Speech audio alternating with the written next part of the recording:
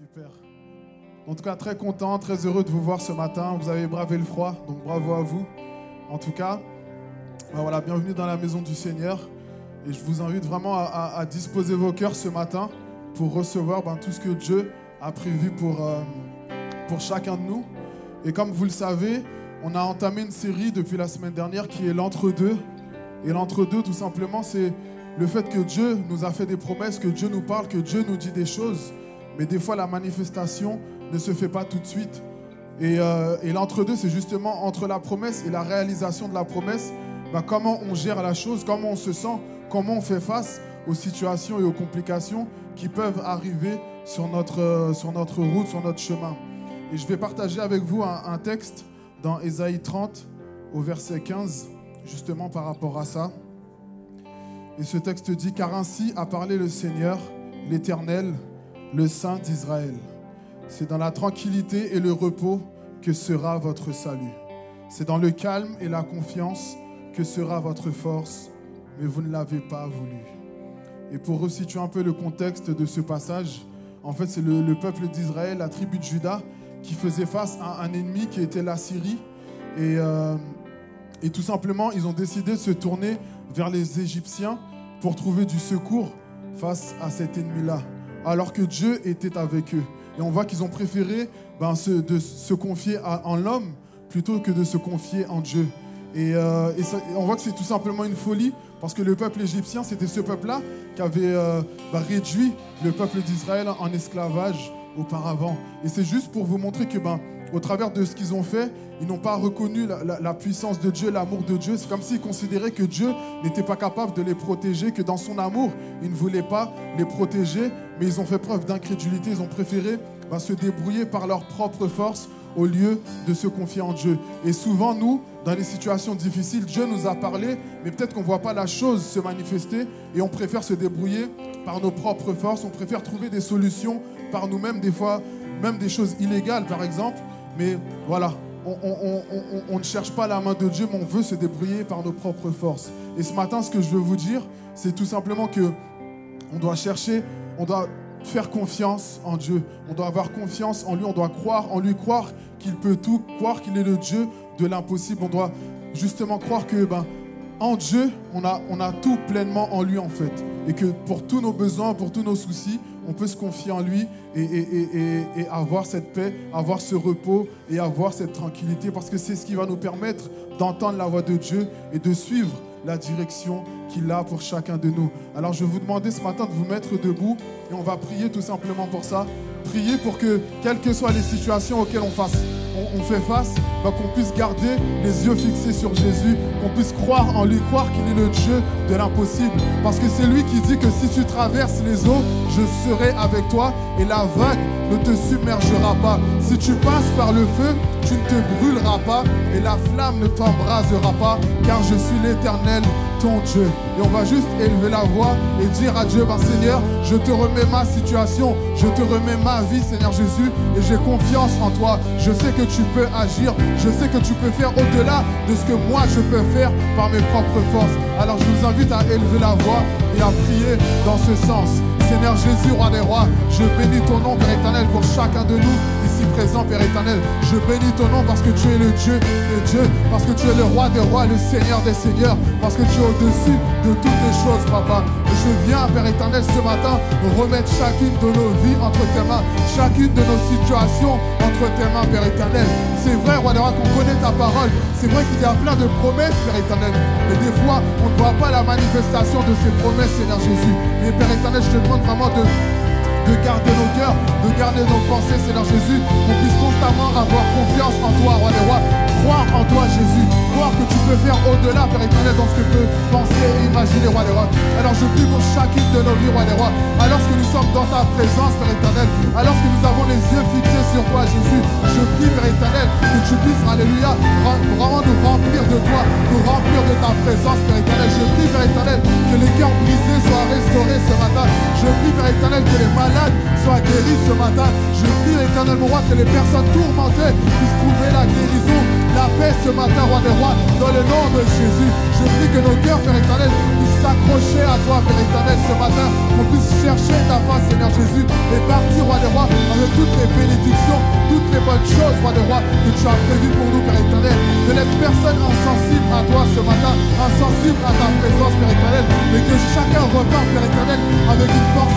que chacun reparte avec quelque chose de spécial de toi, Père éternel. Alors ce matin, manifeste-toi, roi des rois. Manifeste ta puissance ce matin. Montre-nous ton amour encore plus, Seigneur Jésus.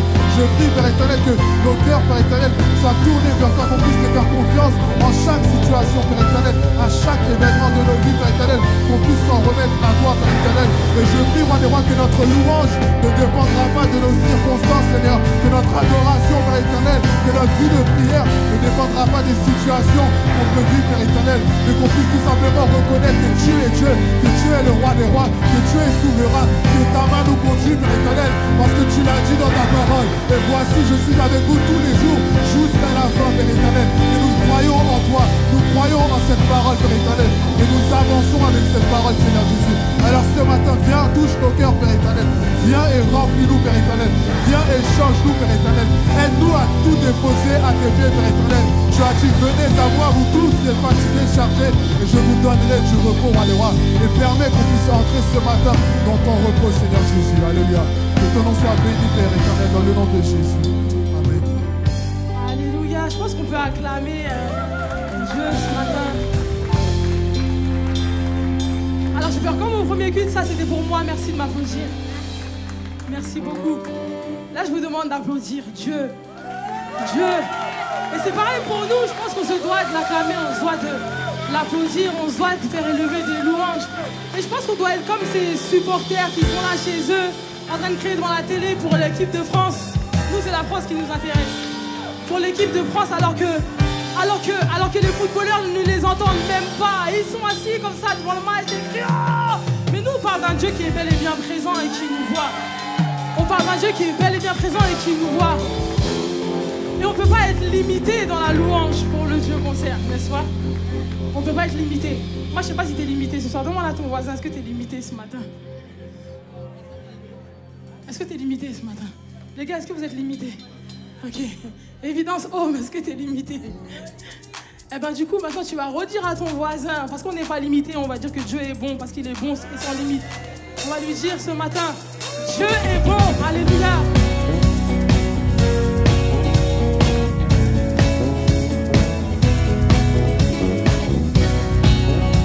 On va offrir une louange sans limite ce matin, alléluia.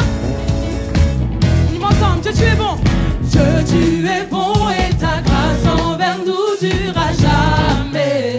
Encore, oui, oui, Dieu, tu es bon. Dieu, tu es bon et ta grâce envers nous durera jamais. On le proclame ce matin que Dieu, tu es bon. Dieu, tu es bon et ta grâce envers nous durera jamais. Oui, Dieu, tu es bon. Dieu, tu es bon et ta grâce envers nous durera jamais. Et tous les peuples de toutes les nations, de génération en génération, qu'est-ce qu'on fait? Nous te louons. Alléluia, alléluia, alléluia. Nous te louons pour qui tu es. Pour qui tu es, nous te louons. Nous te louons. Alléluia, alléluia, alléluia. Nous te louons. Pour qui tu es. Qui tu es. Est-ce qu'on peut créer une grande chorale? Je commence. Oh, oh, oh, oh,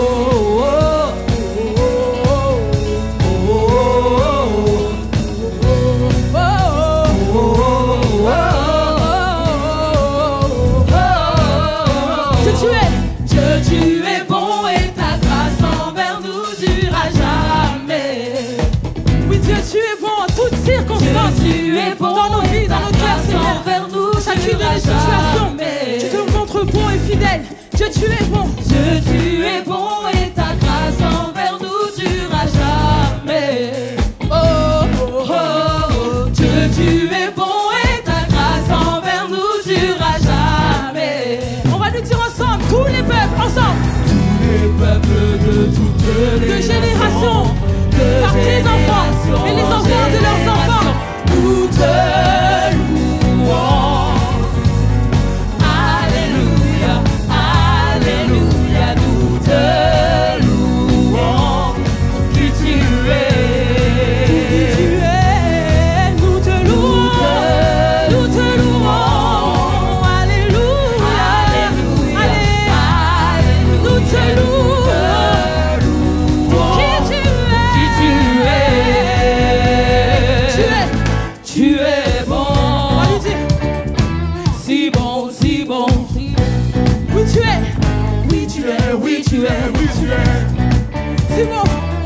bon, si bon.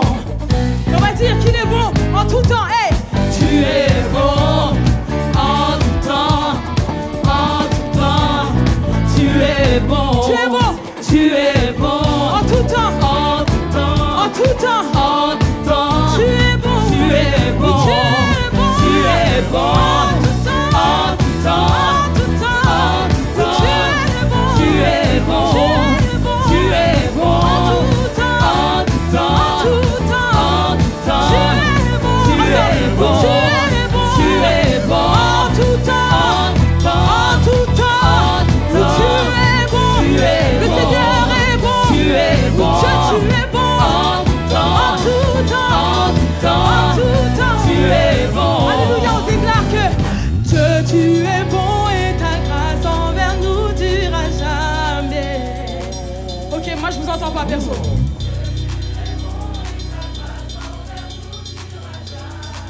On va la refaire, mais là c'est ton moment et tu lui déclares qu'il est bon. Et on va changer un peu les paroles. Tu vas lui dire, Dieu, tu es bon et ta grâce envers moi durera jamais. Déclare encore, Dieu, tu es bon et ta grâce envers moi durera jamais. Encore, Dieu, tu es bon et ta grâce envers moi ne faillit jamais. Alors parce qu'elle déclare que tous les peuples de toutes les nations, de génération en génération, nous te louons. Alléluia, alléluia, nous te louons pour qui tu es. Nous te louons. Alléluia, alléluia, nous te louons. Pour qui tu es. Pour qui tu es. Pour qui tu es. Pour qui tu es. Pour qui tu es. Pour qui tu es. Tu es bon. Tu es bon.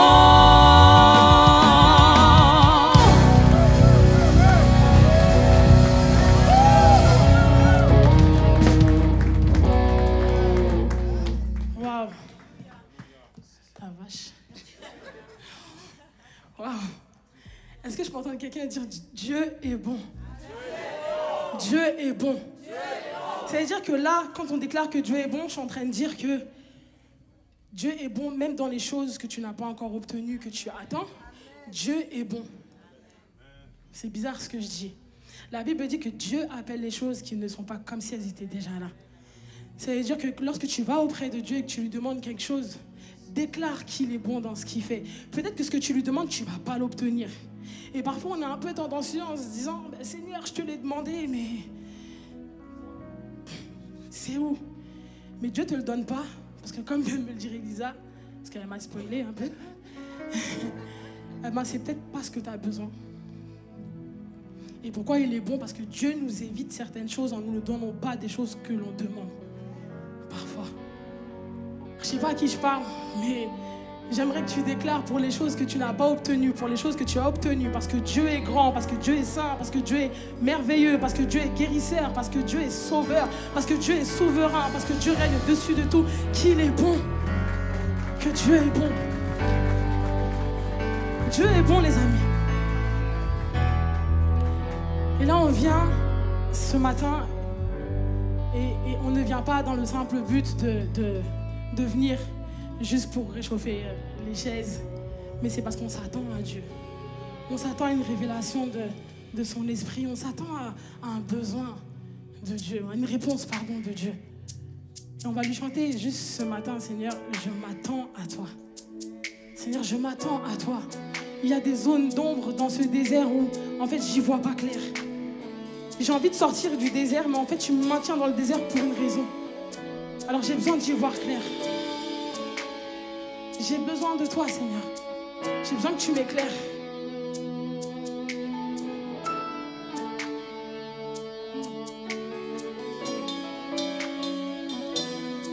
Je m'attends à toi.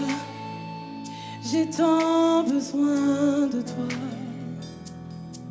Ouvre mes yeux. pour voir comme toi. Je m'attends à toi, je me confie en toi. Ouvre mon esprit pour entendre ta voix. On va lui redire cette parole comme une prière. Parce qu'on n'est pas venu ici juste pour regarder les cultes se faire. On est venu être acteur de ce qui va se passer dans nos propres vies. On va lui redire, je m'attends à toi, Seigneur. Je m'attends à toi. J'ai tant besoin de toi. J'ai tant besoin de toi. Ouvre mes yeux. Ouvre mes yeux. Pour voir comme toi. Pour voir comme toi. Je m'attends à toi. Je me confie en toi. Ouvre mon esprit pour entendre ta voix. Je t'aime, ô Éternel, ma force. Je t'aime, mon Dieu, mon bouclier.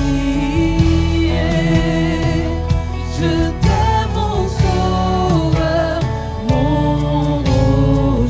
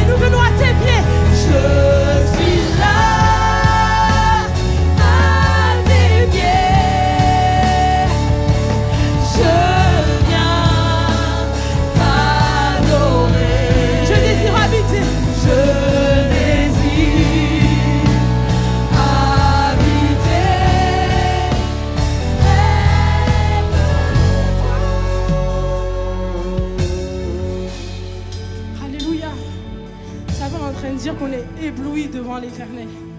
Parfois, on arrive à être ébloui devant des gens qui sont insignifiants, entre guillemets, et qui ne nous reconnaissent même pas.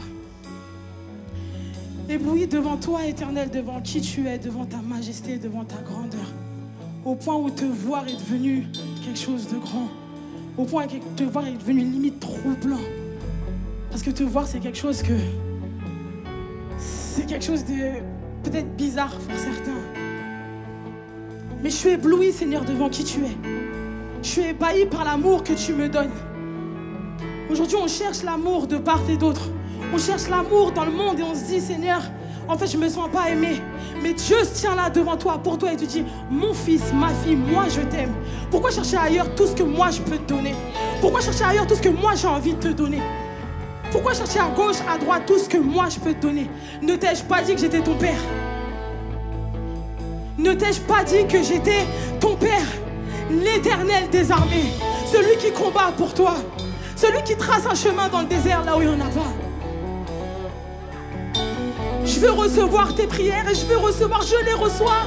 Je reçois tes prières et je reçois tout ce que tu me donnes. Je veux recevoir ta louange même lorsque toi tu te sens indigne. Je reçois ta louange parce que je suis ton père et je veux tout recevoir, je veux tout recueillir. Parce que je t'aime moi aussi. On vient de déclarer, tu viens de déclarer que tu m'aimes. Aujourd'hui je veux te dire que je t'aime aussi. Alléluia, on va simplement lui dire, Seigneur, dans le désert, tu es ma lumière.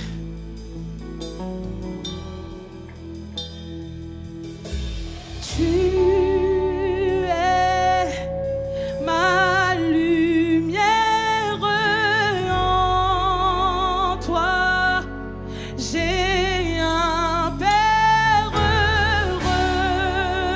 reçois ma prière.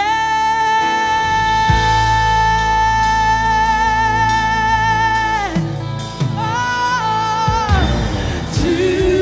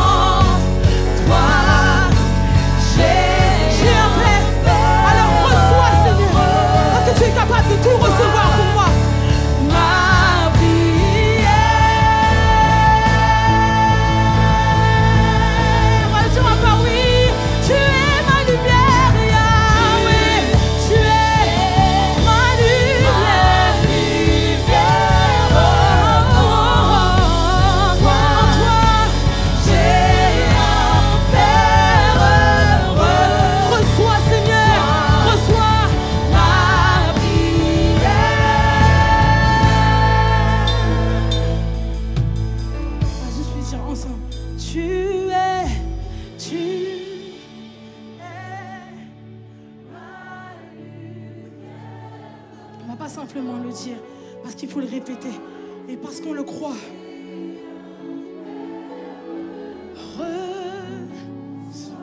Reçois ma prière.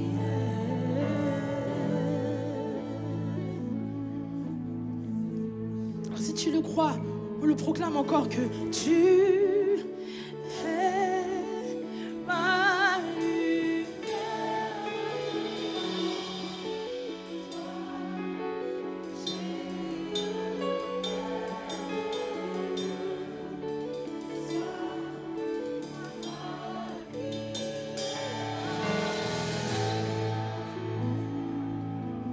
Alors on va le crier encore, que tu es ma lumière, comme si c'était la dernière fois que tu avais une déclaration à faire à Dieu, comme si c'était la dernière fois que tu devais lui dire, j'ai un Père en toi. Alors maintenant, Seigneur Dieu, pas demain, mais maintenant reçois ma prière, Seigneur Dieu. Reçois ma prière. Reçois ma prière.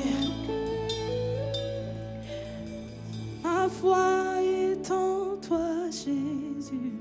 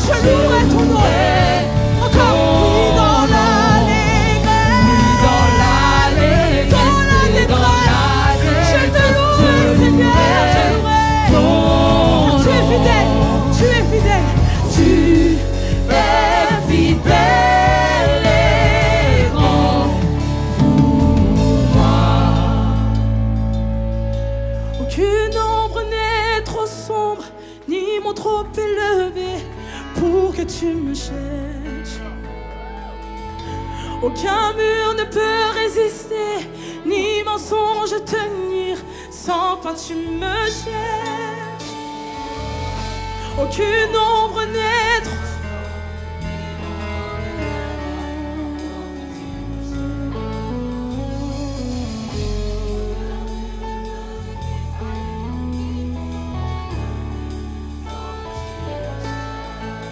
Prends-le pour toi. Aucune ombre n'est trop sombre, ni mon trop élevé pour que tu me cherches. Qu'un mur ne peut résister, ni mensonge tenir, sans fin tu me cherches. Alléluia. Aucune ombre n'est trop sombre, ni mon trop élevé pour que tu me cherches. Aucun mur ne peut résister, ni mensonge tenir, sans fin tu me cherches. Aucune ombre n'est trop sombre, ni mon trop élevé pour que tu me cherches. Il n'y a aucun mur, aucune excuse, aucune muraille, aucune barrière, aucune chaîne, sans fin tu me cherches. Une dernière fois encore. Aucune ombre n'est trop sombre, ni mon trop élevé pour que tu me cherches. Aucun mur ne peut résister, ni mensonge tenir, sans toi tu me cherches. Oh l'amour renversant, extravagant, sans faiblir il me cherche, il me poursuit, me ramène.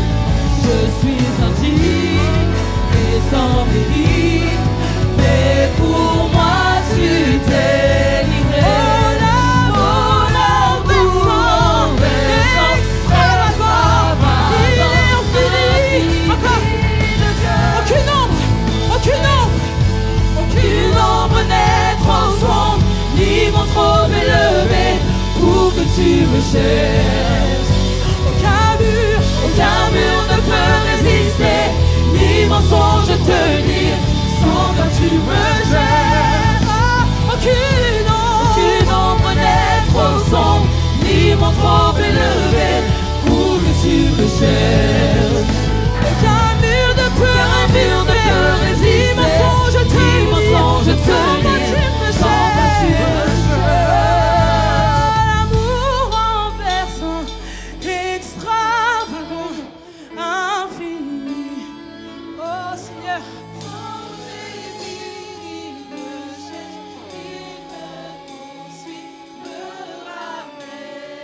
Je suis indigne et sans mérite, mais pour moi, tu t'es livré. Oh l'amour extravagant, infini de Dieu. Oh l'amour renversant, extravagant. Je vais prendre ce temps-là pour toi.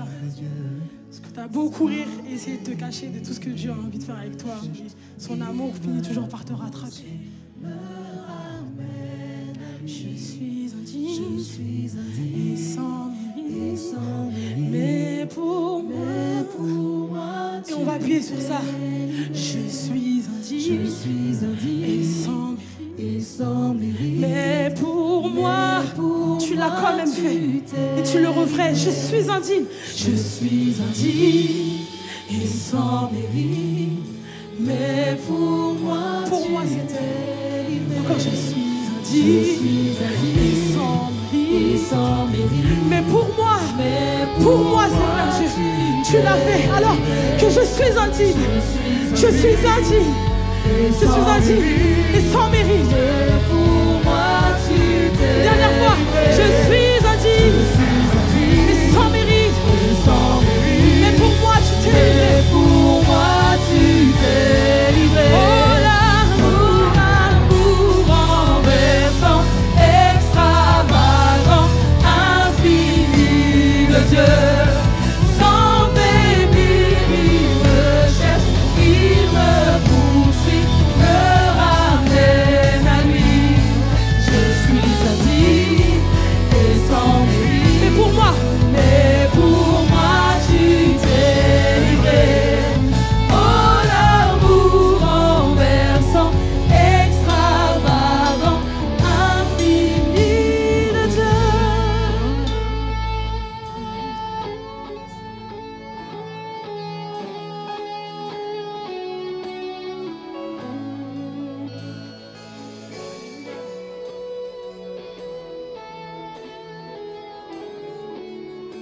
Si tu veux prier, prie. Il y a des temps où parfois la louange elle doit s'arrêter, la musique ne doit plus résonner, où les chants doivent cesser pour que tu puisses connecter avec Dieu. On recrée le lieu secret. On recrée ce lieu secret où tu oses parler à ton Dieu. Et pour toi, il s'est livré. Pour nous, il s'est livré. Alors qu'on ne le méritait pas forcément. Mais Seigneur, tu te livres. Tu t'es livré. Et tu le referais encore. Et peu importe les fautes commises, et peu importe les erreurs commises, et peu importe ce qu'on a pu dire, peu importe ce qu'on a pu faire, Seigneur Dieu, tu nous aimes quand même. Et rien ne pourra nous séparer de ton amour, Seigneur. Rien, Seigneur. Rien, Seigneur. Rien, Seigneur Dieu. Rien. Rien, Seigneur.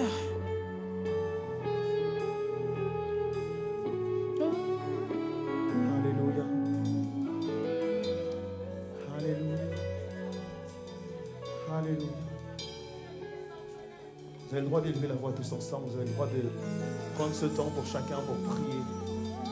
Alléluia. Je crois de tout mon cœur que le Seigneur veut faire une œuvre au milieu de nous ce matin. Et je crois que le Seigneur veut répondre à ta prière.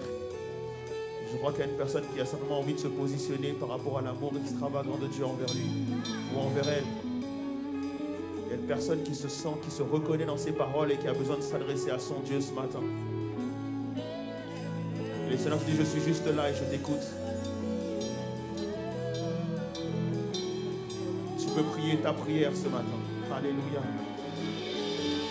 Alléluia, Jésus.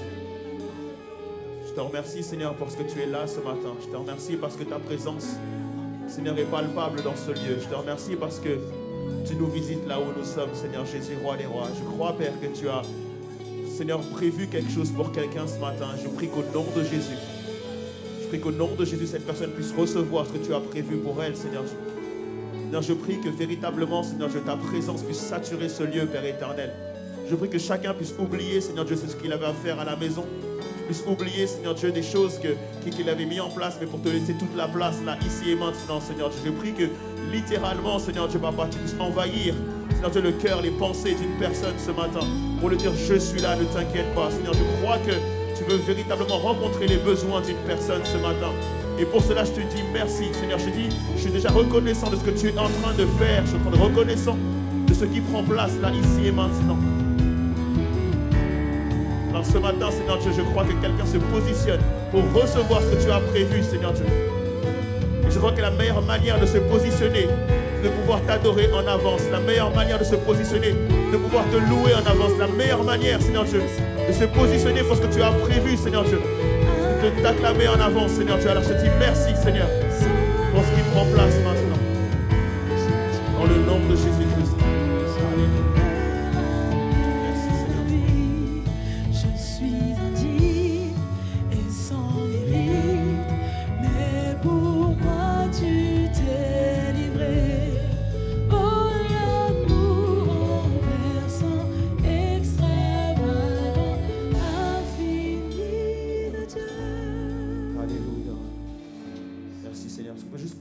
Les amis, merci à toute l'équipe de louange.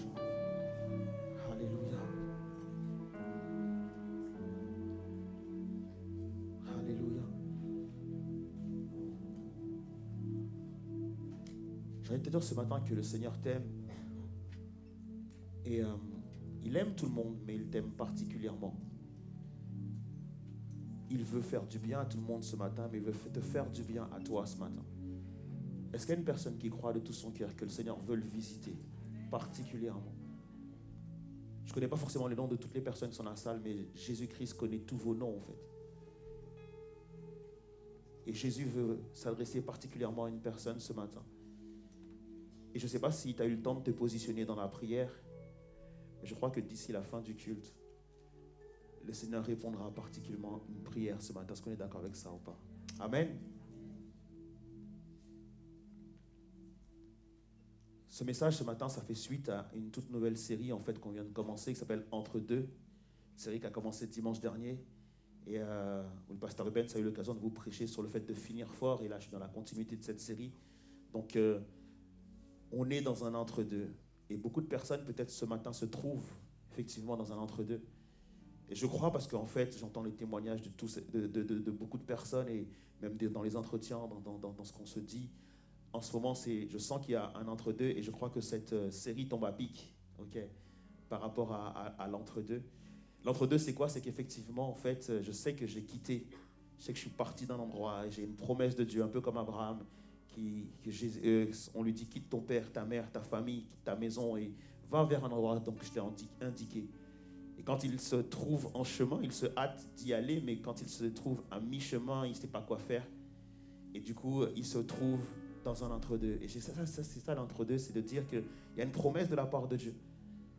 Mais au jour d'aujourd'hui, les circonstances ne sont pas du tout en lien avec la promesse.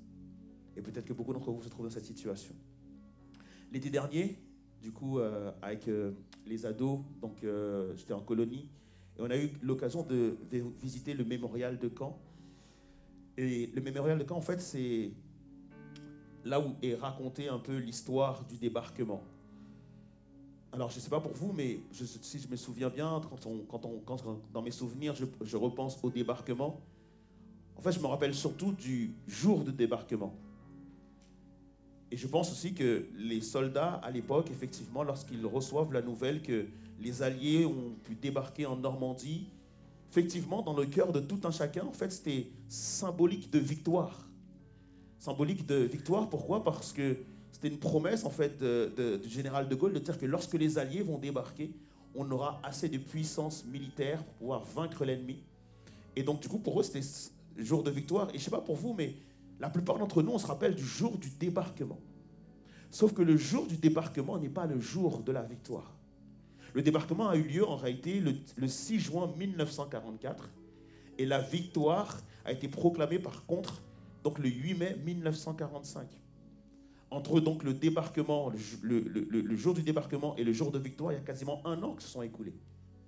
Et donc je me mets à la place de ces soldats où effectivement ils apprennent la nouvelle qu'il y a le débarquement. Et donc du coup pour eux la victoire elle est certaine. Mais entre-temps, il faut continuer à se battre. Entre-temps, on est encore dans les tranchées. Entre-temps, en fait, ils ont débarqué en Normandie. Mais moi, je me trouve dans le milieu de la France. Et ils ne sont pas encore arrivés jusqu'à moi. Et je dois encore continuer à me battre, en fait. Et pour nous, en tant que chrétiens, c'est un peu la même chose. Où on sent que voilà, Dieu nous promet une victoire. Et d'ailleurs, la parole de Dieu déclare que nous marcherons de victoire en victoire. Et tout le monde dit gloire à Dieu pour cela. Mais cependant, entre le jour de l'annonce et le jour de la victoire, tu te retrouves encore à devoir combattre. Et je crois qu'il y a beaucoup de personnes qui, effectivement, se trouvent dans cet entre-deux ce matin. Tu as reçu des paroles sur ta vie. Tu as reçu des promesses de la part de Dieu. Il y a des gens qui t'encouragent pour te dire, t'inquiète pas, ça va aller. Mais cependant, aujourd'hui, à l'instant où on parle, c'est peut-être compliqué. On va lire ensemble, donc du coup, Jérémie 17. Et donc le titre de ma prédication ce matin, c'est « En transition dans l'entre-deux ». D'être en transition dans l'entre-deux. Jérémie 17, versets 5 à 8 nous dit du coup « Ainsi parle l'Éternel.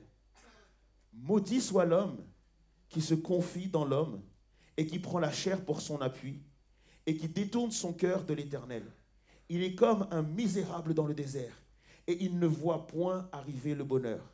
Il habite les lieux brûlés du désert, une terre salée et sans habitants. Par contre, béni soit l'homme qui se confie dans l'Éternel et dont l'Éternel est l'espérance.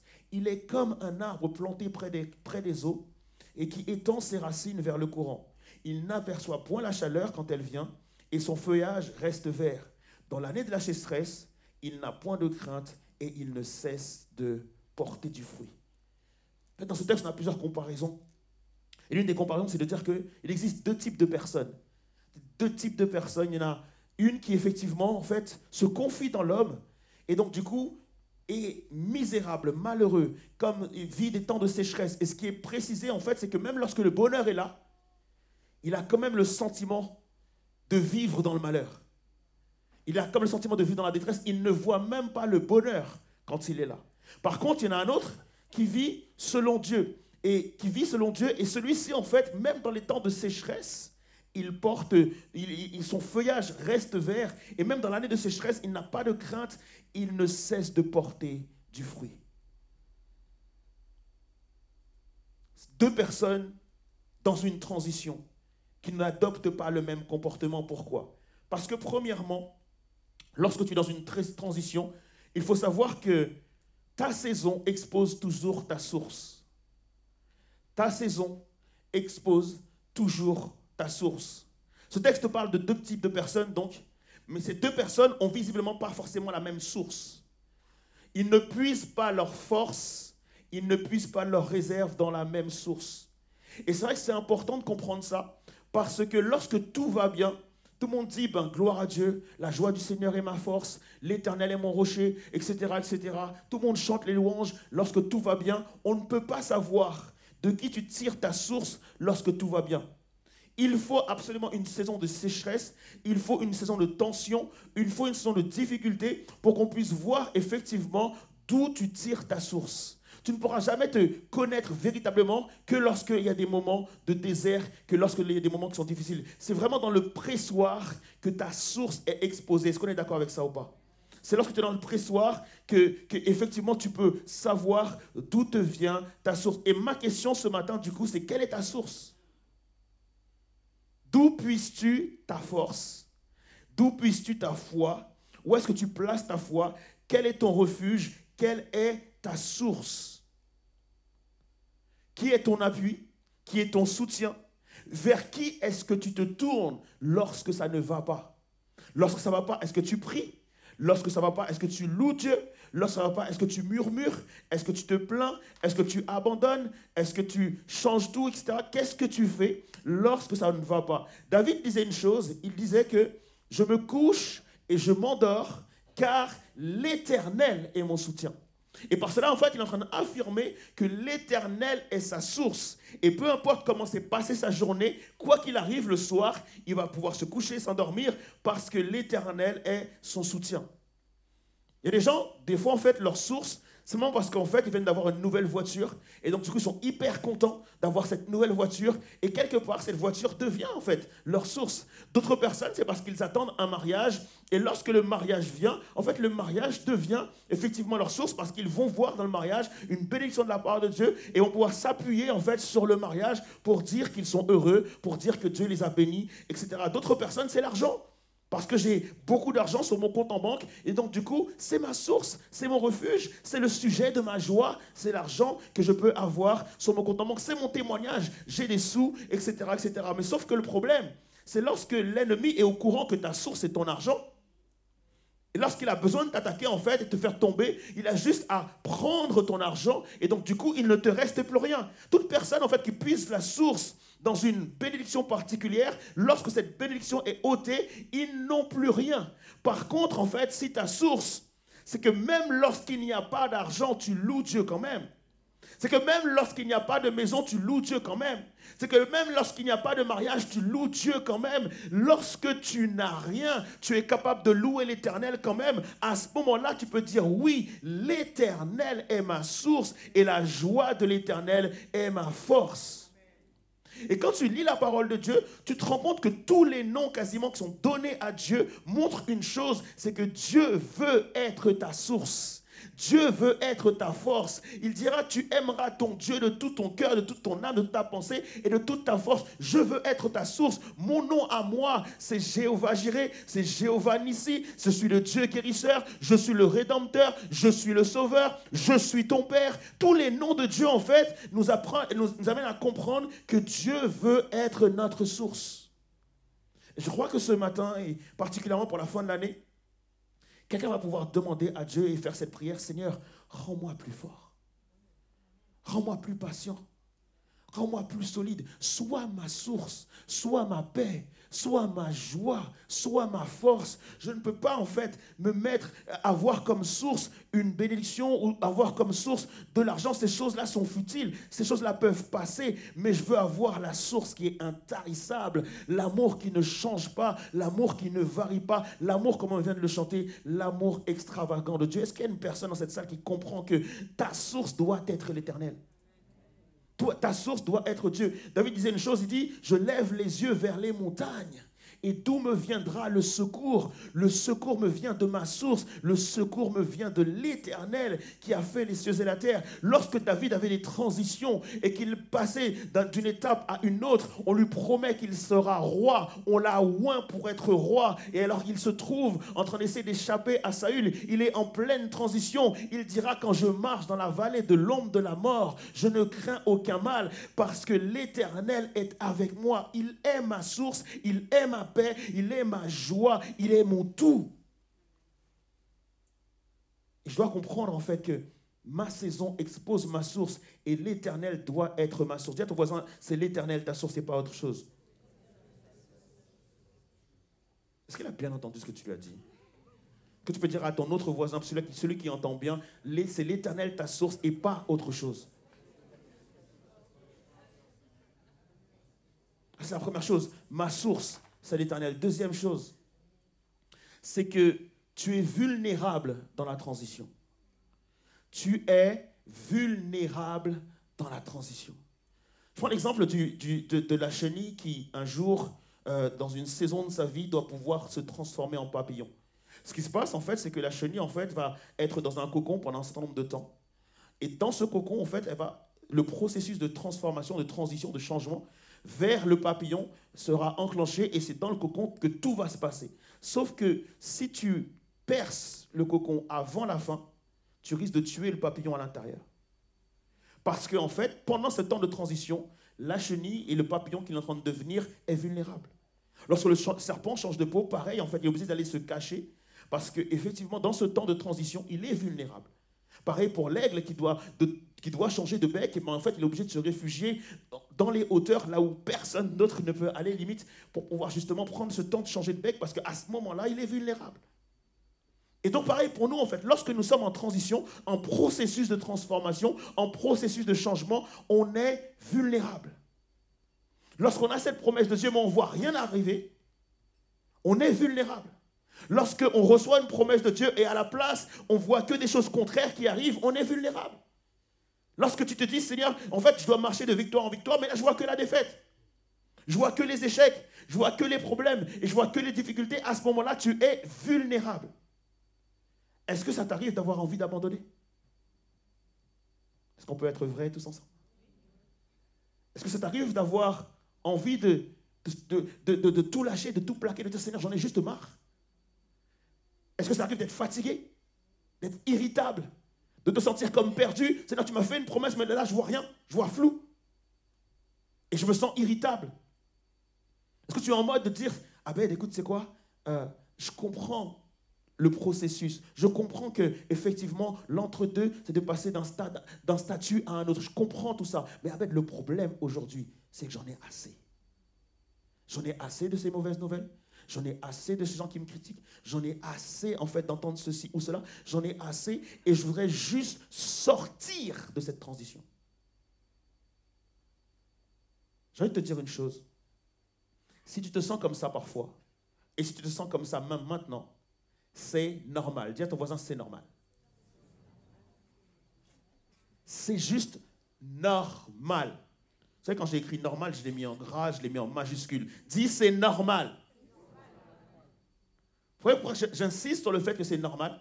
C'est parce que ce que j'ai pu observer de toute ma vie chrétienne, c'est que je crois comprendre que certains chrétiens pensent que la vie chrétienne, c'est un chemin direct au ciel. Et beaucoup de gens me disent, c'est quoi, Abel? Depuis que j'ai donné ma vie à Jésus, j'ai l'impression que ma vie est encore plus dure qu'avant. La vie chrétienne n'est pas un chemin direct au ciel, c'est un mythe. La vie chrétienne est parsemée d'embûches, de déserts, d'épreuves, de saisons de transition, de moments de patience, de temps d'obéissance. Cependant, la bonne nouvelle, c'est que toutes ces choses qui peuvent t'arriver ont un but. Si tu souffres, ce n'est pas pour rien. Si tu traverses un désert, ce n'est pas pour rien. Si tu as des épreuves, ce n'est pas pour rien. Toutes ces choses-là ont un... Et ce but, c'est de pouvoir être de plus en plus semblable à Jésus-Christ et d'être transformé de gloire en gloire. Cependant, ce que je lis dans la parole de Dieu, c'est qu'il y a un exemple dans la Bible, et je crois que tous les chrétiens connaissent cet exemple, et tous les chrétiens reprennent cet exemple. C'est l'exemple de la parole de Dieu où il y a une femme, en fait, qui est dans une transition, et c'est le chaos dans sa vie, hyper compliqué dans sa vie, etc. Mais cependant, alors qu'elle chemine et tout ça, à chaque fois qu'elle croise une personne qui lui dit « Écoutez, madame, comment ça va ?» Elle dit « Ça va bien ». Et à chaque fois, elle fait ça. À chaque fois que quelqu'un la rencontre, elle lui dit « Comment ça va ?» Elle dit « Ça va bien ». Et tout le monde se dit « Ah, waouh, qu'est-ce qu'elle a la foi !» On sait que c'est le chaos dans sa vie, mais elle dit « Ça va bien » à tout le monde. Bien sûr, elle a la foi, que ça ira mieux, mais pour l'instant, ça ne va pas. Cependant, elle dit « Ça va bien ». Et je crois que tous les chrétiens ont pris ça comme paradigme. Ça veut dire qu'à chaque fois que tu demandes à un chrétien « Comment ça va ?» il te répond « Ça va bien ». Tout le monde dit la même chose. Et on oublie une chose, c'est que dans notre saison de transition, nous sommes vulnérables. La réalité, les amis, c'est que des fois, ça ne va pas. Des fois, c'est compliqué. Et on a tous pris l'habitude de toujours dire « ça va ». On a tous pris l'habitude de toujours dire à quelqu'un « écoute, t'inquiète, je vais bien ». Et je crois, les amis, que la foi, ce n'est pas le déni. Est-ce qu'on est d'accord avec ça ou pas? Si la foi était le déni, David ne pourrait pas être un homme selon le cœur de Dieu. Mais je remarque dans les psaumes que David dit toujours ce qu'il ressent. Et il accepte le fait d'être vulnérable. David, lorsqu'il écrit les psaumes, il dit « Seigneur, je sais que tu m'as promis d'être roi. Je sais que tu m'as oint pour être roi. D'ailleurs, Samuel est venu chez moi et il a versé de l'huile sur mon front pour être roi. Je sais que c'est une promesse de ta part. Je sais qu'elle va s'accomplir. Mais aujourd'hui, en fait, j'ai Saül à mes trousses. Je suis dans une grotte et j'ai l'impression qu'il va finir par m'avoir. Je te dis qu'aujourd'hui, c'est compliqué. Je n'ai pas le goût de louer. Je n'ai pas le goût de chanter. Je n'ai pas le goût d'adorer Dieu. Je n'ai pas le goût de te dire que tu es merveilleux. J'ai juste le goût de te dire, c'est compliqué aujourd'hui. En d'autres termes, j'ai besoin de toi aujourd'hui. J'ai besoin de toi maintenant. J'ai pas envie de faire semblant que ça va bien. J'ai pas envie de dire aux gens que ça va bien. J'ai envie de juste te dire, j'en ai marre, j'en ai assez, c'est compliqué. Et je crois que Dieu aime aussi ce genre de prière. Je crois que Dieu aime aussi ce genre de déclaration. Où tu comprends que la vie chrétienne, ce n'est pas de toujours dire à Dieu, je vais bien. La vie chrétienne, ce n'est pas de toujours dire à Dieu, j'ai envie de te louer. La vie chrétienne, c'est de comprendre que Dieu est capable de te rejoindre aussi dans ton besoin.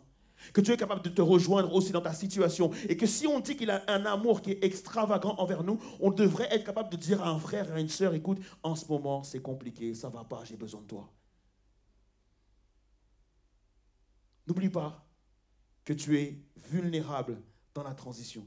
Troisièmement, si je suis vulnérable dans la transition, j'ai besoin de savoir que Dieu ne m'oublie pas dans la transition. Dis à ton voisin, Dieu ne t'a pas oublié. Dieu ne t'a pas oublié. Je me mets à la place de ces soldats dans les tranchées. Ils ont appris. Waouh, super, les Alliés ont débarqué en Normandie, c'est top. Mais moi, je suis à Orléans, dans les tranchées. Ils ne sont toujours pas arrivés jusqu'à moi. J'ai mon commandant qui me dit, t'inquiète pas, ils avancent. Et je dis à mon commandant, ouais, mais tu m'avais dit ça, c'était en juin. Et là, c'est novembre et on approche de décembre. J'ai les pieds dans la boue, j'ai froid. J'ai le sentiment que je risque plus de mourir du froid que d'une balle. Alors, tes alliés là qui ont débarqué, c'est pas mon souci aujourd'hui. Moi, j'ai juste besoin de sortir de ces tranchées. J'en ai juste marre de la guerre. Ça fait tellement longtemps qu'on est en train de se battre et on nous annonce la victoire. Et elle n'est toujours pas là. L'annonce de la victoire est une bénédiction, mais ils ont le sentiment que cette bénédiction est comme amère. Ce sentiment que cette bénédiction n'a pas de goût parce que eux, tout ce qui se passe, c'est qu'ils ont froid, c'est qu'il pleut, c'est qu'il neige, etc. Ils sont malades et pour eux, c'est compliqué. C'est un peu comme le peuple d'Israël. qui est dans sa transition, avec la foi qui est étirée. Et le peuple d'Israël, la terre promise, Canaan, c'est juste magnifique, mais ils sont dans le désert. Ils sont dans le désert et Dieu va les bénir dans le désert. Dieu va les bénir de quelle manière dans le désert? Ils vont les bénir en leur amenant la manne. Ok? Et tout le monde, on dit la manne, mais regardez ce que ça veut dire exactement le mot manne. Exode 15, verset 14 à 15 nous dit, Exode 15, verset 14 à 15 nous dit, quand cette rosée fut dissipée, il y avait à la surface du désert quelque chose de menu, comme des grains, quelque chose de menu, comme la gelée blanche sur la terre. Les enfants d'Israël regardèrent et ils se dirent l'un à l'autre, qu'est-ce que cela? Car ils ne savaient pas ce que c'était. Moïse leur dit, c'est le pain que l'Éternel vous donne pour nourriture. C'est la bénédiction de Dieu. C'est le pain de Dieu. C'est la nourriture qui vient du ciel. Et le peuple d'Israël dit, mais c'est quoi ce truc-là? Mais qu'est-ce que c'est? En fait, le mot manne signifie qu'est-ce que c'est? C'est une bénédiction, mais à leurs yeux, c'est juste, ils ne comprennent pas ce que c'est. Est-ce que c'était déjà arrivé de recevoir une bénédiction de la part de Dieu et de ne pas comprendre ce que c'est? Et de te dire, mais qu'est-ce que c'est ce truc-là? J'ose le dire, parce qu'il y a un frère qui m'a témoigné ça juste il y a quelques jours de cela. Il me dit, écoute, c'est quoi Abed? J'avais des problèmes financiers. J'ai des problèmes financiers, pardon. Je suis dans une transition, dans une difficulté financière. Et ce matin, en fait, Dieu m'a béni. Et j'ai reçu mon salaire et j'ai eu plus d'argent que ce que j'espérais. Waouh! J'étais béni par Dieu. Mais l'après-midi, je ne sais pas qui c'est, mais quelqu'un a vandalisé ma voiture et m'a piqué mon portefeuille. Et l'amertume. En fait, la bénédiction du matin s'est transformée en amertume du soir. Et tu te dis, qu'est-ce que c'est? Mais qu'est-ce que c'est que ce truc-là? Je vais juste te rappeler un souvenir de Jésus-Christ qui était dans sa transition. Jésus est dans une transition. Ça fait 3 ans qu'il est avec les disciples et maintenant, le jour de sa mort approche. Et dans sa transition, il raconte aux disciples comment ça va se passer. Et il a l'air d'être cool. Mais à un moment donné, il se retrouve tout seul à Gethsémane et il est en train de prier. Mais pendant qu'il prie, en fait, il est en sanglots, il est en pleurs, il est dans sa transition. Et il dit au Père, écoute, tu sais quoi? Si ça ne dépend que de moi, j'aimerais quitter cette transition. J'aimerais ne pas vivre cela. Mais cependant, si cela dépend de toi, alors que ce soit ta volonté et pas la mienne. Et dans cette transition, il prie au Père et il dit, Père, s'il te plaît, si tu me donnes quelqu'un, je veux le garder et l'amener au ciel avec moi. Tous ceux que tu me donneras, je veux les ressusciter au dernier jour. En d'autres termes, il est en train de demander au Père des cadeaux. Et alors qu'il est sur la croix, alors qu'il est étiré, alors qu'il est au plus bas dans sa transition, alors qu'il est en train de vivre le moment le plus difficile de sa transition, il est étiré, il sait qu'il est appelé à être glorieux, mais pour l'instant, il est sur la croix et il est juste étiré. Et pendant qu'il est sur la croix comme ça, il y a un des brigands qui va lui dire, écoute, maître, j'aimerais être avec toi dans ton paradis. Et Jésus-Christ, à ce moment-là, il va se rappeler sa prière et va se dire, en réalité, ce que cet homme vient de me demander, c'est le cadeau que mon Père vient juste de m'offrir. Ce cadeau-là, en fait, il ne me fera pas descendre de la croix. Ce cadeau-là, il ne va pas stopper ma douleur. Ce cadeau-là, il ne va pas m'enlever de ma transition. Mais je comprends une chose, c'est un cadeau du Père. Et je veux le recevoir comme étant un cadeau du Père. Notre problème, les amis, c'est que nous voulons juste sortir de la transition et on ne voit pas, en fait, les cadeaux que notre Père nous fait. Et on ne célèbre pas les cadeaux que notre Père nous fait. Et on est en train de nous dire, mais qu'est-ce que c'est que ce truc-là? Non, ce truc-là, c'est pas juste qu'est-ce que c'est un cadeau du Père qui t'annonce après ce cadeau qu'il y en aura beaucoup d'autres en fait. Et lorsque tu te regardes et on se regarde ensemble, nous sommes les cadeaux que le Père a offerts à Jésus-Christ lorsqu'il était sur la croix en fait. En fait, le brigand qui a donné sa vie à Jésus, c'est simplement le premier cadeau qui en annonçait plein d'autres. Le jour où Dieu te donne un cadeau, même si tu es dans une transition, même si ça ne te fait pas sortir de ta transition, même si ça ne te fait pas sortir de ta difficulté ou même voire de ta maladie, mais reçois-le comme un cadeau. Parce que ce cadeau signifie que Dieu ne t'a pas oublié dans ta transition. Mon Dieu ne m'abandonne pas. Et mon Dieu ne m'oublie pas lorsque je suis dans ma transition. Et lorsque je reçois un cadeau du Père, Je me dis pas, juste qu'est-ce que c'est nul, etc. Ça ne me sort pas de ma transition. Moi, j'ai envie de sortir, non, je reçois ça comme une bénédiction. Est-ce que tu es prêt ce matin à recevoir les cadeaux de Dieu comme une bénédiction? Est-ce que j'ai pu dire à ce frère ce jour-là, je lui dis, écoute, c'est quoi? En fait, ce cadeau que tu as reçu ce matin, c'est le diable qui est venu s'immiscer pour que finalement tu oublies le cadeau que tu as reçu, pour que tu ne vois uniquement que la transition dans laquelle tu es. Mais est-ce qu'on peut prendre un temps pour célébrer ensemble le cadeau que tu as reçu ce matin? Pour recevoir la grâce que tu as reçue ce matin. Dieu donne des cadeaux dans la transition, pas pour nous faire sortir de la transition, mais pour nous permettre de comprendre qu'il est avec nous dans la transition. Est-ce que tu peux dire à ton voisin, une bénédiction sans saveur est une bénédiction quand même?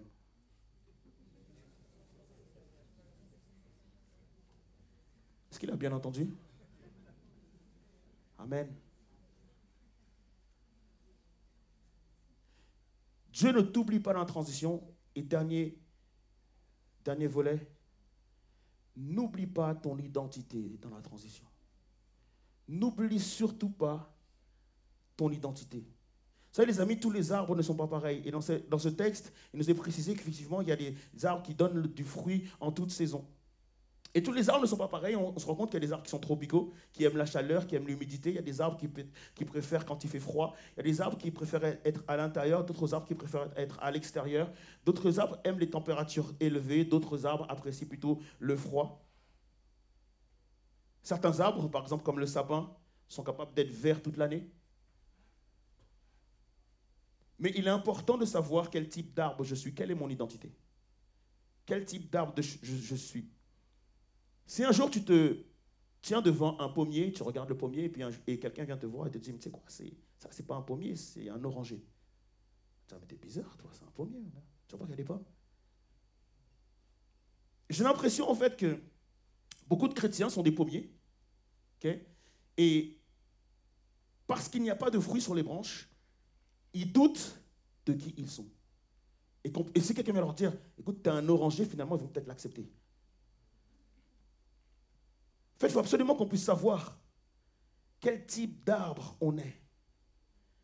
Parce que pour passer de l'homme naturel qui n'a confiance qu'en lui-même et qui est tout le temps dans la sécheresse et qui fait une boucle, qui fait des cycles parce qu'il ne voit pas le bonheur, parce qu'il ne voit pas les cadeaux de Dieu, parce qu'il ne comprend pas, parce qu'il se demande tout le temps qu'est-ce que c'est, parce qu'il est tout le temps en train de murmurer, parce qu'il est tout le temps en train de se plaindre, pour passer de cette personne-là à la personne qui est spirituelle, à la personne qui se dit Seigneur, merci pour ton cadeau, cette personne qui adore Dieu en tout temps, comme on l'a chanté tout à l'heure, pour passer entre ces deux étapes-là, il est nécessaire d'avoir une transition.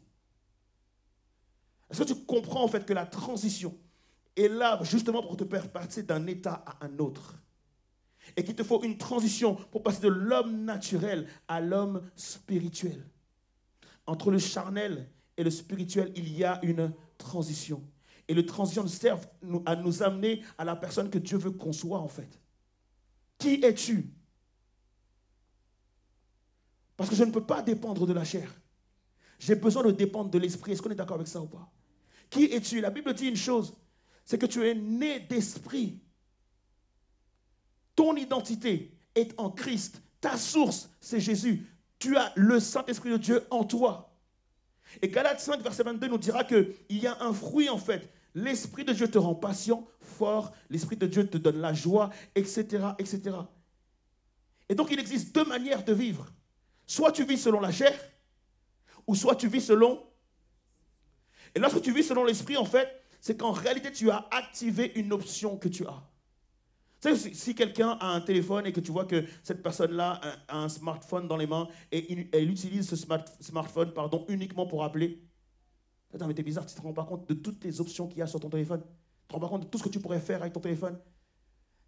Et ce matin, j'aimerais te dire, en fait, tu as beaucoup plus de ressources que tu ne le penses. Tu as beaucoup plus de ressources que tu ne le penses. Et pour cela, tu dois activer une option qui est en toi, que malheureusement, tu n'actives pas. En fait, tu as besoin d'activer le Saint-Esprit qui est en toi. La Bible dit que le Saint-Esprit qui a ressuscité Christ d'entre les morts rendra vie à vos corps mortels. Le Saint-Esprit de Dieu habite en toi. Et c'est une option que tu n'utilises malheureusement pas. L'apôtre Paul, lui, par contre, avait compris une chose. Et il dira, par exemple, en Philippiens 4, le verset 12 à 13, il dira « Je sais vivre dans l'humiliation Et je sais vivre dans l'abondance. Et tout et partout, j'ai appris à être rassasié et à avoir faim, et à être dans l'abondance et à être dans la disette. Je puis tout par celui qui me fortifie. Je sais vivre dans tout ça.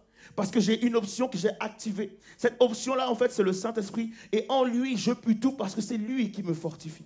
Il dira la même chose en Corinthiens. Il va dire, écoutez, voilà, j'ai été abandonné, injustement battu, on m'a lynché, on m'a livré à la mort. Je ne suis pas passé loin de la mort à plusieurs reprises. J'en ai vécu des transitions. J'ai avancé de transition en transition et des fois, c'était super compliqué. Mais cependant, je comprends une chose, c'est dans mes faiblesses que mon Dieu se glorifie.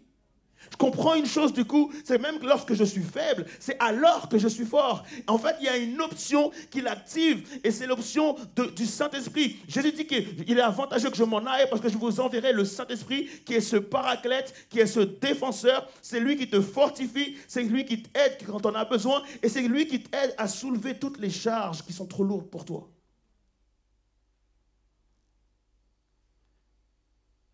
Vous êtes déjà allé dans une salle de sport ? Ou non? Ok? Moi, ça fait longtemps que je ne suis pas allé, je le confesse aujourd'hui. Mais cependant, dans mes souvenirs, lorsque j'allais à la salle de sport, je me suis rendu compte que la salle de sport, c'est l'un des endroits où il y a le plus d'ego. On est d'accord avec ça ou pas? D'ailleurs, il y a des miroirs pour tous ceux qui ont de l'ego. Et c'est un endroit où il y a de l'ego, particulièrement dans la zone de musculation, et particulièrement dans une zone où il y a des bancs qui servent à ce que tous les hommes aiment, c'est le développé couché. Tous les hommes aiment cette activité parce que c'est là où ils vont pouvoir montrer à tous leur force. Le développé couché, si je vous explique, c'est un espèce de grand banc, ok? Et du coup, tu peux mettre, et tu as une barre, du coup, et tu peux charger cette barre avec des poids, ok? Et ce qui se passe, c'est qu'en fait, la plupart des gars, donc du coup, viennent et ils vont charger la barre. Ok, charge la barre. Toi, tu regardes la personne charger sa barre, tu te dis, ah ok, il en met quand même des poids, hein, il en met. Et donc, à un moment donné, tu te dis, ça fait quand même beaucoup, et tu vas le voir et tu lui dis, écoute, est-ce que je peux te donner un coup de main? Et là, c'est là l'ego. Okay. Non, t'inquiète. Et donc, tu dis, vas-y, il n'y a pas de souci. Donc, il se couche sur sa barre, sous sa barre, et il prend la barre et tu te dis, ah, il a de la force quand même. Hein. Sauf que l'exercice du développé couché, c'est pas prendre la barre. Okay, c'est la faire descendre et la faire remonter. Et c'est là que tu vois que la personne fait descendre la barre, tu te dis, ok. Et là, tu entends, il n'y a plus de force dans les muscles, il n'y a plus de force dans les bras, il n'y a plus rien. Et tu vois, ça fait... Et de plus en plus, le cri, il est de plus en plus strident un peu. Et tu vois qu'il n'y arrive pas. Et tu vois la barre glisser petit à petit vers la pomme d'Adam du gars. Et à ce moment, il dit, les gars, s'il vous plaît, les gars. Et bien sûr, non, là, tu vas l'aider. Le problème, c'est que je crois que dans l'église, on est un peu tous pareils. Il y a Dieu qui te dit, je suis ton défenseur. Je peux t'aider à soulever les poids. Et toi, tu dis, Seigneur, t'inquiète. Et tu soulèves le poids tout seul. Et ça, les amis, c'est ne pas être vulnérable. Ça, c'est l'ego. Tu soulèves le poids tout seul, alors que tu as l'Esprit de Dieu qui veut t'accompagner et qui peut t'aider à soulever les poids les plus lourdes et les soulever avec toi. En fait, finalement, ce que j'ai pu comprendre, et je vais laisser les choristes revenir, ce que j'ai pu comprendre, en fait, c'est que toute ma vie est une transition. Toute ta vie est une transition. Depuis que tu es né, en fait, tu es en transition. Et tu es en transition pour apprendre à parler. Tu es en transition pour avoir tes dents. Tu es en transition pour apprendre à marcher. Et tu es en transition pour marcher. Et ne serait-ce que marcher, c'est une transition, les amis. Parce que, en fait, pour être sûr que tu ne vas pas tomber, il faut que tu puisses avoir la foi que tu vas pouvoir faire le prochain pas. Et quand tu es tout petit, au début, c'est un peu compliqué. Mais petit à petit, tu te redresses et tu marches droit. Parce que tu comprends une chose, que toute la vie, en fait, c'est une transition. On est beaucoup à vouloir savoir où on va. On est beaucoup, les amis, cette année, à vouloir savoir où est-ce que Dieu veut nous emmener. On est beaucoup à vouloir savoir Seigneur, mais c'est quoi la fin de la transition? C'est quoi le but? C'est quoi le chemin? Donne-moi une direction. Je ne comprends pas où je vais. Parce que je suis en transition. Et la transition, c'est simplement marcher d'un endroit vers un autre. Malheureusement, en étant incertain de là où tu vas. J'ai compris une chose lorsque j'ai lu ce texte. Le psaume 37, le verset 23 à 25, est le psaume de la transition, les amis. Et ce passage-là est le passage pour toute personne qui veut fonctionner dans une transition. Seigneur, qu'est-ce que je dois faire? Je ne sais pas où je vais. Qu'est-ce que je dois faire? Je suis en transition, c'est compliqué. Qu'est-ce que je dois faire? Et ce texte nous dit, l'Éternel affermit les pas de l'homme. Et il prend plaisir à sa voie. S'il tombe, il n'est pas terrassé, car l'Éternel lui prend la main. J'ai été jeune et j'ai vieilli. J'en ai vu des transitions. J'ai été moi-même en transition. Pour moi aussi, ça a été compliqué. Promesse d'être roi. Promesse d'être au-dessus de toute la nation d'Israël. Mais j'ai été persécuté. J'ai vaincu Goliath. Et tout le monde m'a dit, c'est super, c'est extraordinaire. David, t'es le meilleur. Mais ensuite, j'ai été banni. Ensuite, j'ai été pourchassé. Et ensuite, le roi lui-même en voulait à ma vie. J'étais le meilleur ami de son fils, mais lui voulait me tuer. J'en ai vécu des transitions. Mais dans toutes mes transitions, je n'ai jamais vu un juste abandonné, ni sa postérité mendier son pain. Et je crois que David a un message pour toi ce matin. Oui, tu as envie d'abandonner. Oui, c'est normal. Oui, tu en as marre. Mais comprends une chose, c'est que transition après transition, l'Éternel affermit les pas de l'homme. Transition après transition, l'Éternel affermit mes pas. Seigneur, je ne sais pas où tu m'envoies. Seigneur, je ne comprends pas tout. Seigneur, je ne vois pas tout. Mais une chose est sûre, c'est que pas après pas, tu affermis mes pas. C'est que pas après pas, tu affermis mes pas. En fait, mon message pour toi ce matin, tu n'as pas besoin de savoir où Dieu t'envoie. Tu n'as pas besoin de savoir dans quelle direction tu dois aller. Tu n'as pas besoin de savoir tout ça. Tout ce dont tu as besoin de savoir, c'est que pas après pas, l'Éternel affermit tes pas. C'est là, dans ma transition, pas après pas, tu me rends plus fort. Pas après pas, tu m'amènes dans la bonne direction. Pas après pas, tu m'affermis. Et pas après pas, Seigneur Dieu, tu m'aides encore. Pas après pas, tu es avec moi. Pas après pas, tu me bénis, Seigneur Dieu.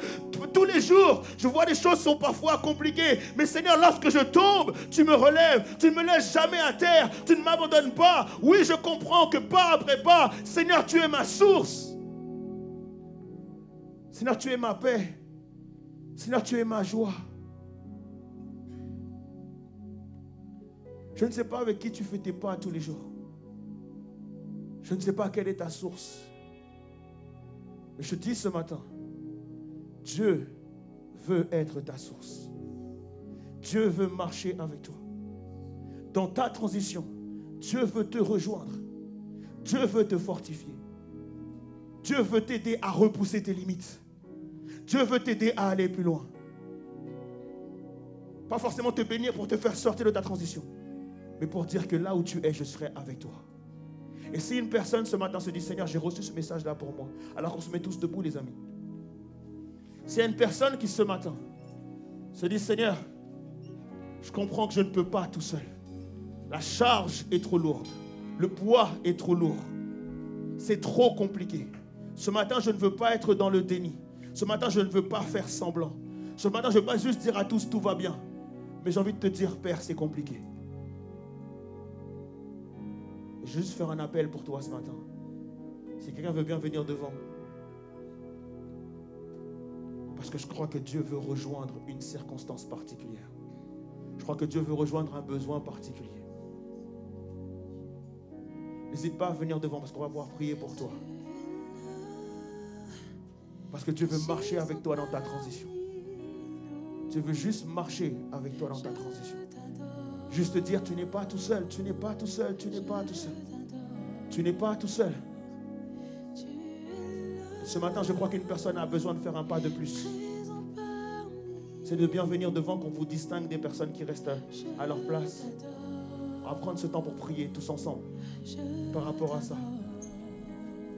Alléluia. Alléluia.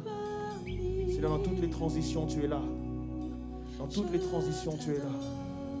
Dans toutes les transitions, tu es là. Et je t'invite maintenant, toi qui t'es avancé, à commencer à prier et dire, Seigneur, rejoins-moi tout simplement dans ma transition. Je ne connais pas le chemin, je ne connais pas la route, je ne connais pas la direction. Mais je crois que ce matin, Seigneur, tu veux considérer. Seigneur, tu veux considérer quelqu'un dans sa transition. Et tu veux rejoindre cette personne dans sa transition. Et tu commences à prier maintenant. Alléluia. Seigneur, tu agis maintenant, s'il te plaît. Tu vois les transitions de chacun, Seigneur. Tu agis maintenant, Seigneur Jésus. Alléluia. Tu es là, présent parmi nous. Je vais te demander si Ginette, tu es là, si le pasteur Ruben, c'est peut-être là, peut-être Nice aussi. Voilà, on va juste prier pour les gens. Peut-être pas avoir le temps de prier trop longtemps. Je voudrais juste qu'on puisse leur imposer les mains et prier pour eux. Je t'adore. Alléluia. Tu es présent, je t'adore. Tu es là, Seigneur, tu es là, agissant parmi, et tu agis encore, Seigneur. Je t'adore, tu es là, tu es présent, tu es présent parmi nous. Je t'adore, tu es là,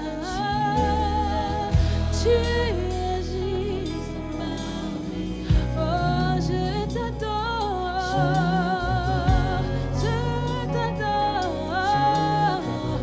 tu es là,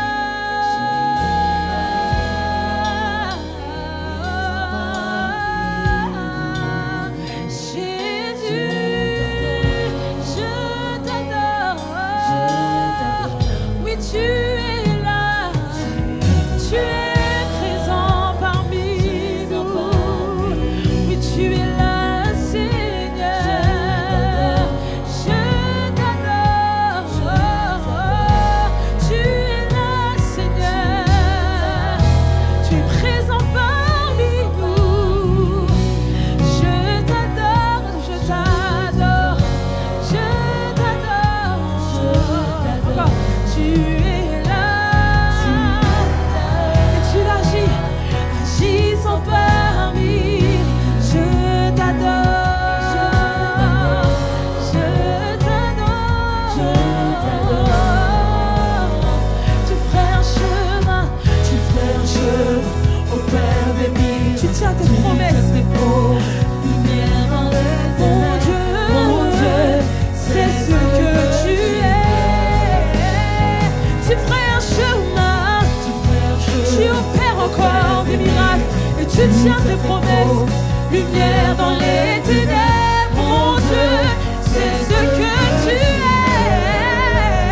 tu ferais un chemin, opères des miracles, tu tiens tes promesses, tu es la lumière, mon Dieu, c'est ce que tu es, tu ferais un chemin, opères des miracles, tu tiens tes promesses, et tu es la lumière dans nos ténèbres, mon Dieu, c'est ce que tu es, oui, tu ferais un chemin, tu opères des miracles, tu tiens toujours tes promesses, et tu es la lumière, mon Dieu, c'est ce que tu es, tu fais un chemin, tu opères des miracles, tu tiens tes promesses, Seigneur, mon Dieu, c'est ce que tu es, tu ferais un chemin, tu ferais un chemin, tu ferais un chemin, au Père des miracles, tu tiens tes promesses, lumière dans les ténèbres, mon Dieu, c'est ce que tu es. Tu ferais un chemin, encore, tu ferais un chemin, au Père des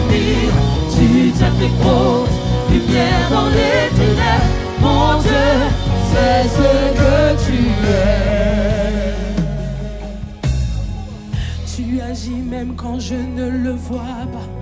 Tu agis même quand je ne le sens pas. Chaque instant, tu agis pour moi. Chaque instant, du plus profond de nos cœurs, on le chante, Seigneur.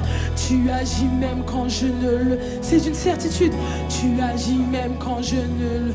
Chaque instant, chaque seconde, chaque minute, il y a des combats que Dieu mène pour nous et dont on n'a pas connaissance, dont on n'a pas conscience.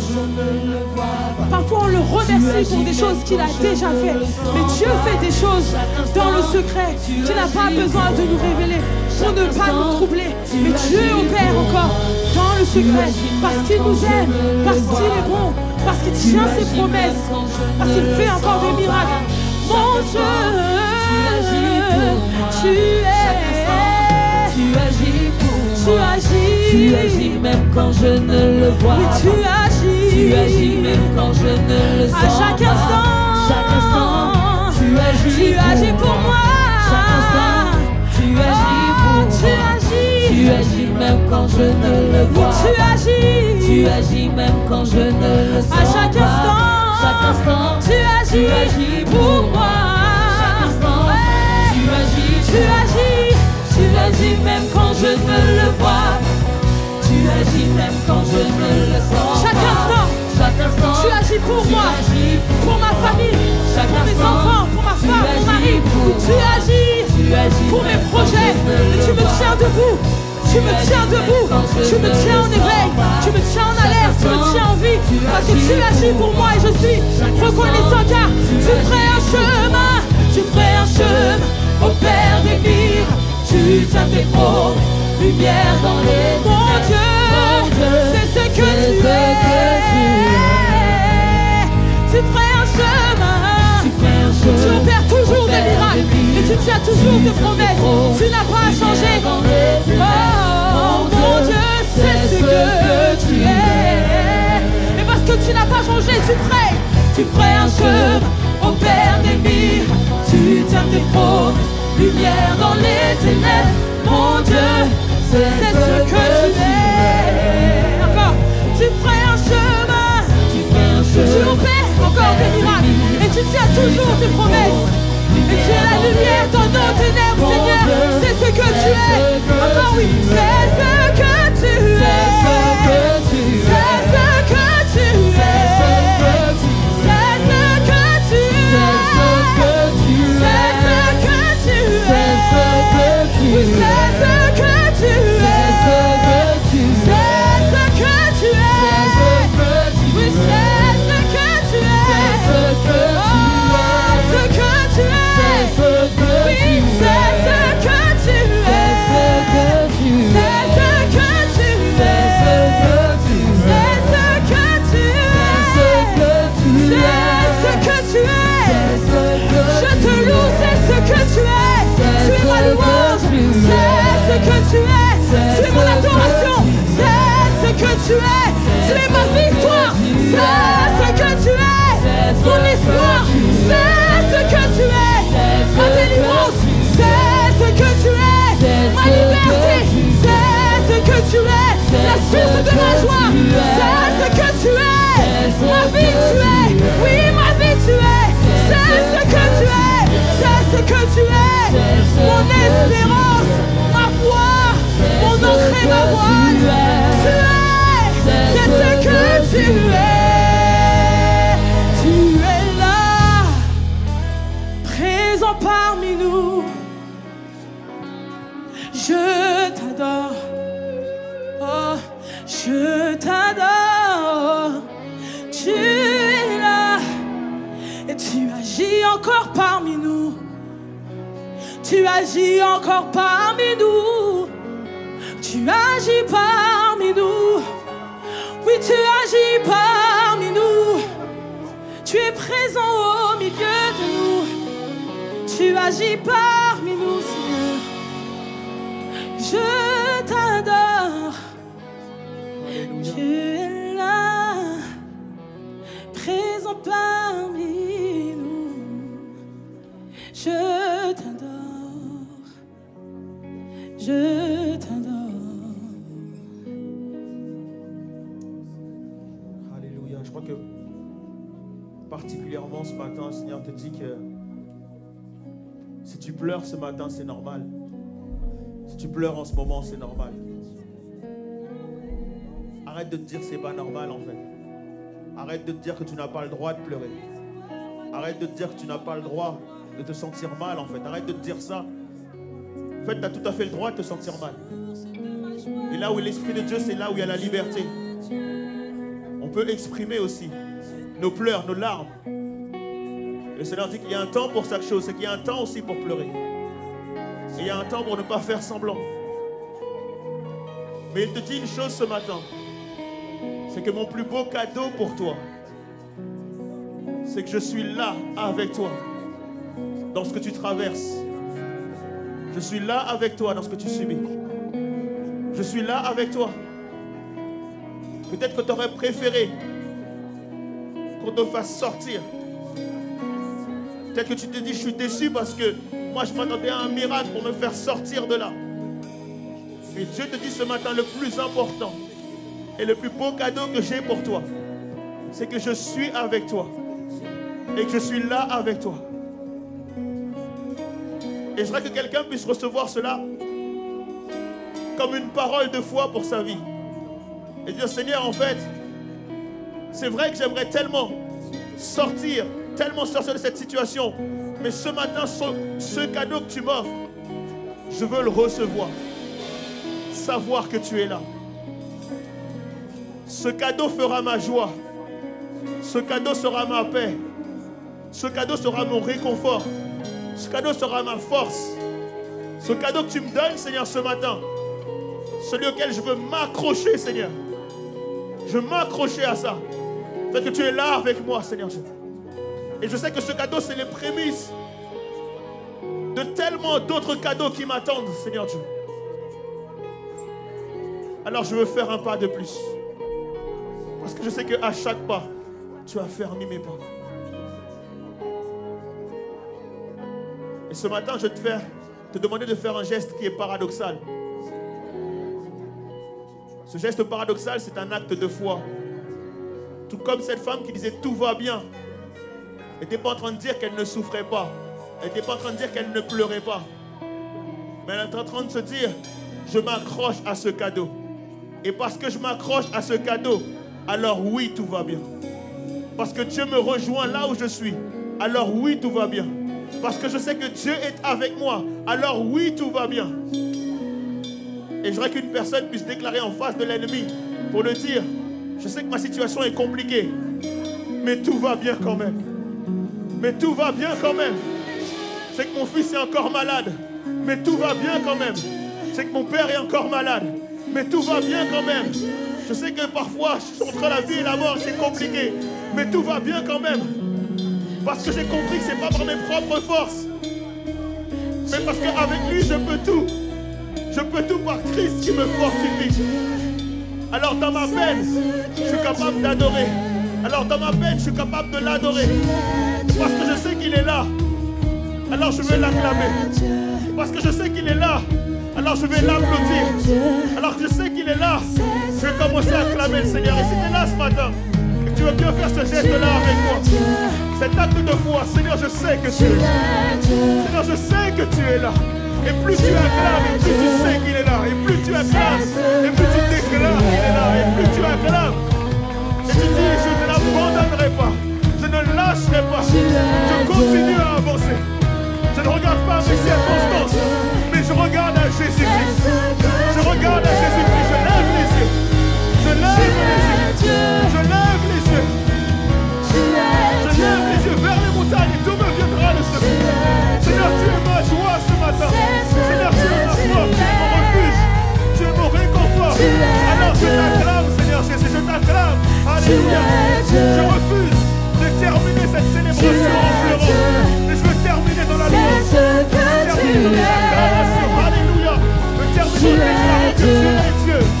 Tu es Dieu, Seigneur Jésus. Tu es Dieu. À toi toute la gloire. Tu es Dieu. C'est ce que tu es. Tu es Dieu. Tu es Dieu. Oh, tu es Dieu. Tu es Dieu.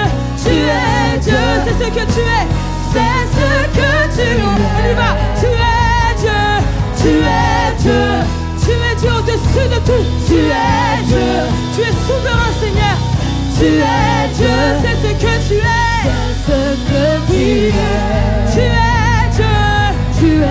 Dieu. Oui, tu es Dieu. Tu es Dieu. Oui, tu es Dieu. Tu es Dieu. C'est ce que tu es. C'est ce que tu es. C'est ce que tu es. C'est ce que tu es. C'est ce que tu es. C'est ce que tu es. C'est ce que tu es. C'est ce que tu es. C'est ce que tu es. C'est ce que tu es. C'est ce que tu es. C'est ce que tu es. Ensemble. C'est ce que tu es. Tu es Dieu. Alléluia. Alléluia. Est-ce qu'on peut acclamer le Seigneur Jésus? Est-ce qu'on peut rendre gloire à Dieu? Est-ce qu'on peut rendre gloire à Dieu ce matin? Alléluia.